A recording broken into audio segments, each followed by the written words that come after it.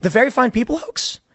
I mean, I remember the line. Yeah, Trump never called Nazis fine people. I said what I said.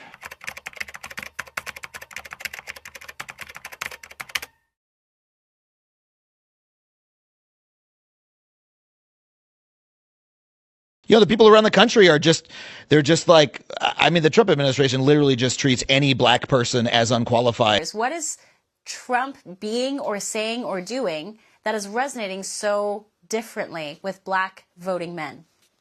That's a very good question. Trump's just being himself. He's speaking to black men the same way he speaks to white or Asian or Hispanic men. He's not changing his accent. He's not saying y'all. He's from New York. And he's probably blacker than Kamala, if we're being serious here. She grew up in Quebec, Canada.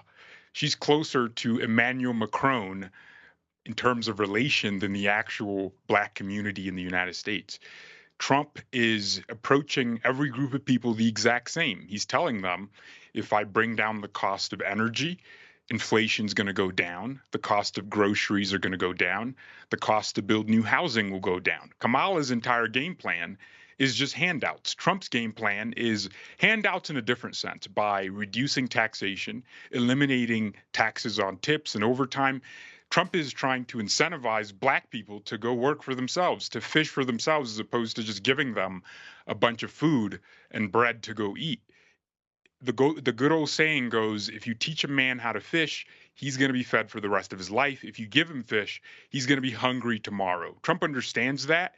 So his entire policy platform is just on empowering Americans to do for themselves. Kamala wants to give 1 million fully forgivable loans to black entrepreneurs. And I love how she placed the others there. We don't know who the others are, assuming it's just the other races. But she didn't even say anything about merit, like a business having to prove solvency before she gives them a loan. She just wants to give them loans, $20,000. It's a handout and it's a bribe. That's how I view it. Trump isn't bribing black people to vote for him. And Pause. Okay, now where are you getting this from? Where are you getting it that Trump treats any black person as if they're unqualified? Hires them from the federal government. Like, that's what Pete Hegseth is doing in the Department of Defense. It's just like out and out racism. It's like a racial purge of the government. It's really bizarre. They're trying to like resegregate the country. Where did that happen where they were firing black people? I mean, I don't know the names off the top of my head. A bullshit. A bullshit. A bullshit. Bullshit. But of course you don't. They never do. When you ask these people to substantiate their claims, when you ask them any kind of details, they have nothing. I don't know anybody's name. I don't know anything, but I know what's happening. Well, can you substantiate that? No, I can't. Well, how do you know it's happening if you don't have any information to back up what you're saying?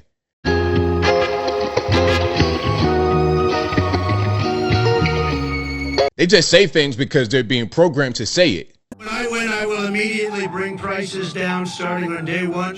That ain't true. That's what you just heard. Since day one, Donald Trump's presidency, prices are not down, they're up. Inflation is getting worse. Prices of groceries, gas, eggs, of essentials. It's not getting better, it's getting worse. Meanwhile, Donald Trump has done nothing to lower costs for you. Instead, violence. What? But yeah, that sounds not true. I mean, yeah. Because like, I'll put it this way: even if it were true, it's so overt that like, yeah, they're being really overt about it. I mean, Donald Trump is going on television and going, planes are crashing because of DEI. So if you were to board a flight with United Airlines, would you rather have a pilot that is qualified or one that is diverse? Answer the question. Wait, that makes no sense. Why is there two different things? How is it different? When you go to American Airlines... Because in the pursuit of diversity, you sacrifice excellence. Every time. We know this with Harvard. Right. We know this with Yale. We know this with the military. Right. Every time, every example that we pursue diversity, an institution becomes less excellent. If you're going to go from 4% of the pilots being black to 50% of the pilots to be black, it begs the question, you are going to lower the standards. So my you are question going you're going to put a square peg through a round hole. You are going to force something that naturally is not happening. And you will all of a sudden be playing a very treacherous and dangerous game when you board a plane. When I get heart surgery or if I board a plane, I don't care about the color of the skin of the person doing it. I want excellence and I want meritocracy. Yes. So, stop talking. Are you talking? That's why I'm trying to figure out how you can come to the conclusion right now that diversity had something to do with this crash. Because I have common sense, okay? And unfortunately, a lot of people don't. We want brilliant people doing this. This is a major chess game at the highest level. When you have 60 planes coming in during a short period of time, and they're all coming in different directions, and you're dealing with very high-level computer work and very complex computers. And one of the other things I will tell you is that the systems that were built, I was going to rebuild the entire system, and then we had an election that didn't turn out the way it should have. But they didn't build the systems properly. They spent a lot of money renovating a system, spending much more money than they would have spent if they bought a new system for air traffic controllers, meaning the computerized systems. There are certain companies that do a very good job. They didn't use those companies. They used companies that should not have been doing it. No, I think it's very important to understand that for some jobs, and not only this, but air traffic controllers, they have to be at the highest level of genius. Okay. So it's but DEI really, is a philosophy, is an ideology. Now let's talk about DEI for a minute. DEI is not just a thing that is for black people. I mean, they'll say it's for black people. They'll say it's for people of color. And in the minds of some people, they'll think that means black. It doesn't. It means non-white. And the reality is it actually helps more white than anything, because you have certain whites that fit into a special interest group, meaning the LGBTQ, elemental P, X, Y, and Z. Okay, if you are a white male, but you happen to have autism, ADHD, Asperger's, and you might be a little bit too short, you might got a club foot, you might be in the wheelchair, you might identify as queer, pansexual, whatever. Now you are on the same page as a non-white. You understand what I'm saying? So a DEI initiative could help you. He's saying because there are unqualified air traffic controllers because they were hired because they're people of color. It's racist. He's racist. He's a racist. When has he ever said that? If anybody can point to that, I would love to hear him talk about it. Racist man, and he's issuing racist policy, and the entire country is going along with it because we're in a period of white racial backlash. When do you think he became racist? I think he's been racist his whole life. So coming to the White House means to me that I'm just coming home. This is the people's house, baby. I have no words for how proud of all of these black conservatives to be here at the White House. Leave me alone. I got the right to support the President of the United States of America. Okay? I got the right to love America. Loving America is not hateful. You know, we're no longer enslaved to the Democratic Party. It's a great awakening happening, and I'm so proud and glad to be a part of history. Very happy about this. There's so many young people here. Gen Z, man, there's amazing how many young people who are so conservative based and they know their stuff. Young black brother from the hood, former gang member, invited to the White House. I want to be part of that. You know, to be invited by the President of the United States, President Trump, I'm just so humbled and grateful. Lowest unemployment numbers in the history. Job reports released today. 3.5, that's the number of the day, baby. Yes, sir. Like I said, I'm from the hood, the slums of Houston, Texas, man, so I wasn't supposed to be in the first place. My mom, anything is possible. If I can do it, you can do it. To your point blank. We're going to the White House and actually getting to see the president. How many people do you know they get to do that? Not many. You know, I'm proud to be an American and USA.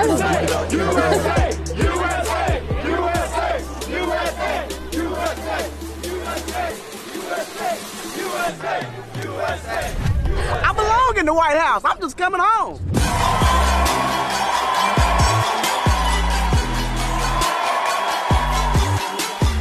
So I've been doing this for a long time. That is the loudest I've ever heard anything in this room. That broke the record. Unbelievable. Boy, oh boy, this is a group. Dear God, I just want to say thank you so much for giving us this opportunity to be in the White House. Thank you for giving us a great leader like Trump. The enemy tries to attack us every single day. He tries to discourage us, but he has no room. He has no room, no more. And that's all I have to say. Oh my God. We are so blessed. And listen, let me say this. The media, the audacity of them to think that they are going to impeach our president. No. It's not happening. It's absolutely not happening. Not under our watch. We need to make sure we fight for this man. The one man who is standing up for Black America, we are going to fight for, guys. We have to keep it going. So, all of you on your campuses or in high school, I know a lot of y'all in high school, continue to fight for your right for freedom of speech because you know where you stand and everyone else can know where you stand too. So just keep up that fight. Thank you.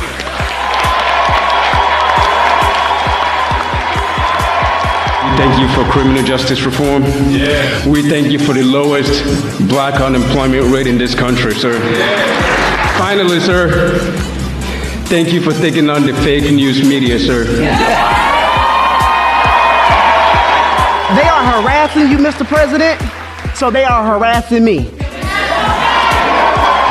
2020 is around the corner, and we have a lot to lose now because President Donald J. Trump has done so much for the black community. Thank you, President Trump. To everyone here today, keep up the great work, and I just want to say, from the bottom of my heart, God bless you, God bless your families, and God bless America.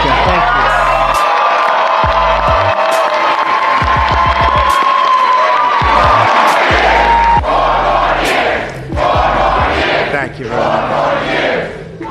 He has been helping African Americans rise to the highest level that we can be as a people. The rise from the bottom to go to the top. That's why we here at the White House. It's a beautiful thing. He's doing things simply because it's the right thing to do. And you understand what I'm saying? So when you have when you know that, when you know the man, and when you know his heart desire to help raise everybody's level, you feel me? That says something major.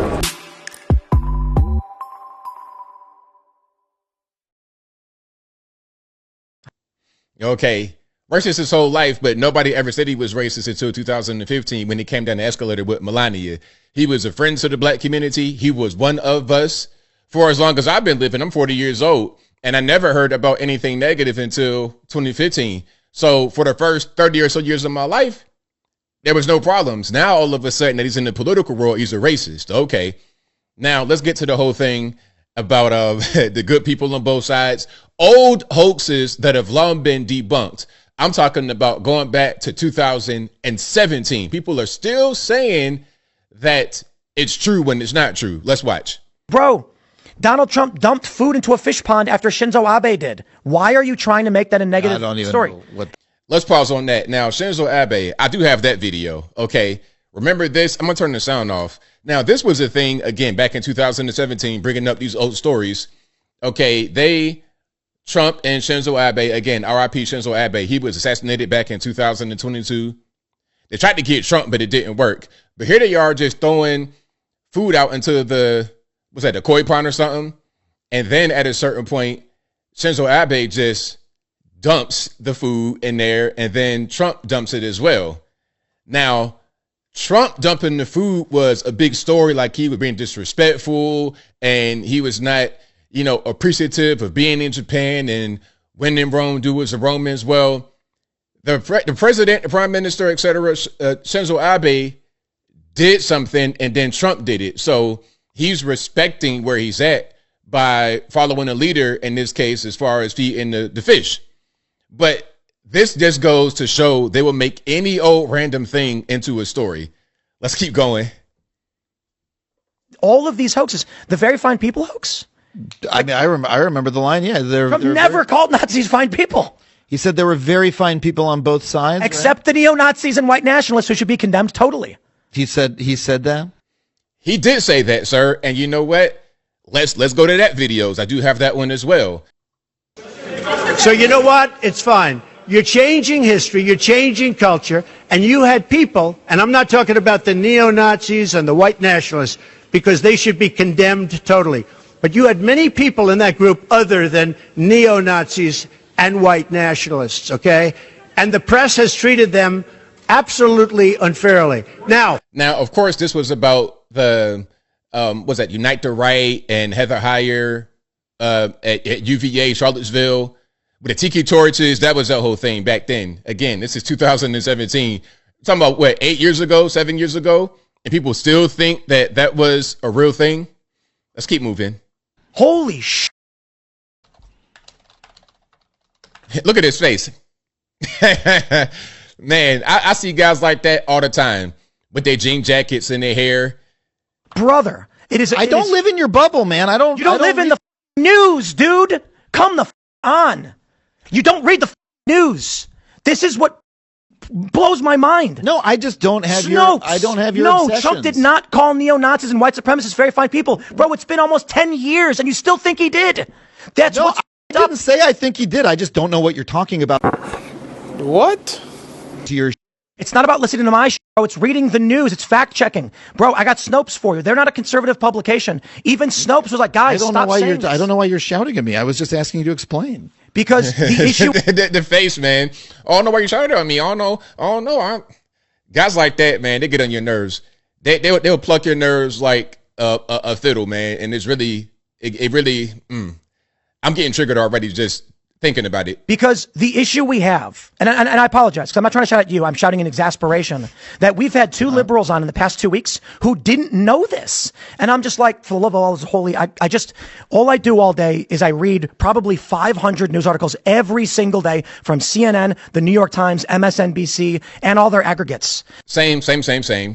And then liberals come on and they believe things that were debunked 8 years ago. I didn't say I believed it. I was just asking what you were talking about. You didn't know this. Career. Look. You got a point right here. It is. Boom. Bam. Bop. Bada bop. Boom. Pow.